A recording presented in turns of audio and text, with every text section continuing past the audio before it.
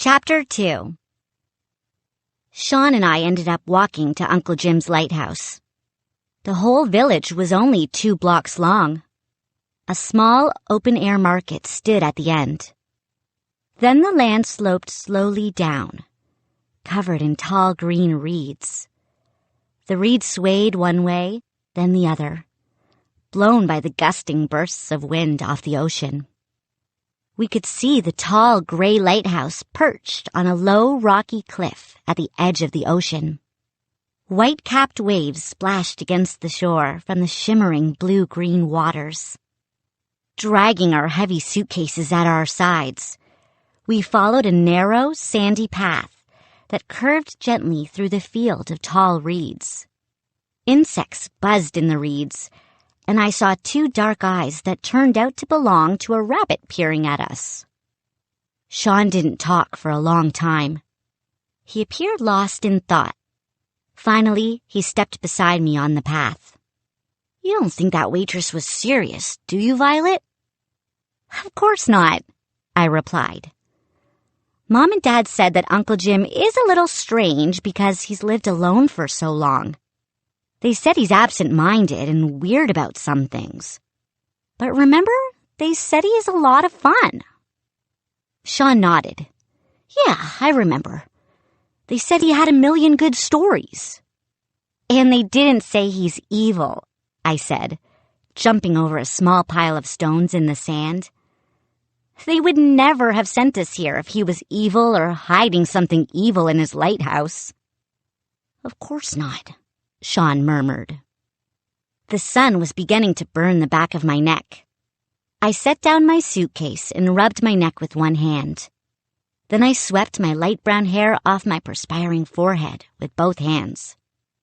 Sean's eyes grew wide, and he pointed behind me. "Hey, look what's following us." Blinking into the sun, I lowered my gaze and saw it, a large black cat. It had green eyes trained on us. Its tail was arched behind it. I turned toward it and knelt down. "Hey, kitten," I said softly. "Are you following us?" The cat tilted its head as if trying to understand. The green eyes stared up at me without blinking. "Are you bad luck?" Sean asked it. "Is it true what they say about black cats?" The cat whipped around suddenly and vanished into the reeds. I laughed. "Sean, you insulted it." A few minutes later, we came to a low brick wall that marked the end of the wide field of reeds. "Check that out," Sean said, pointing at the wall. Someone had painted a grinning white skull on the faded bricks. The skull had a big black X over it. "Not very inviting," I said. "Maybe Uncle Jim doesn't like visitors." "Maybe he did it for a joke," Sean murmured, staring hard at it. The lighthouse rose up on the other side of the wall.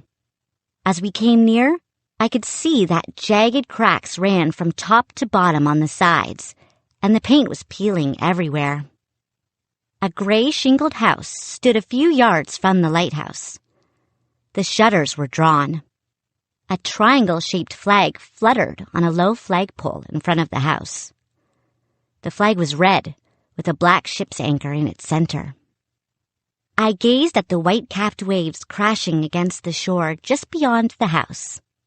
A short wooden dock had a tiny boat bobbing at its side. The wind rushed at us off the water. Sean's blonde hair blew wild around his face. "Let's get out of this wind," he said. "I'm freezing." I realized I was shivering too. I don't know if it was because of the wind or because of the creepy grinning skull. We helped each other over the low wall. Then we dragged our suitcases to the front door of the little house. It was gray like the shingles, wooden, with the paint peeling. No doorknob. "Hey, Uncle Jim!" I shouted. But a burst of wind blew my words back into my face. I leaned forward, trying to dodge the powerful gusts. and the door swung in. "Uncle Jim?" No answer. I lifted my suitcase and stepped inside. I squinted into a cluttered, dimly lit room, the air hot and damp.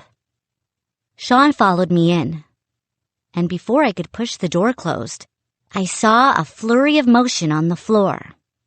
As if blown by the strong wind, the black cat darted into the house. "Hey!" I called after it. But the cat leaped to the center of the room, onto a dark, round throw rug. It sat on its haunches and gazed around slowly, its green eyes wide and unblinking. Then, in a hoarse, scratchy voice, the cat said, "Admiral Jim? Visitors!"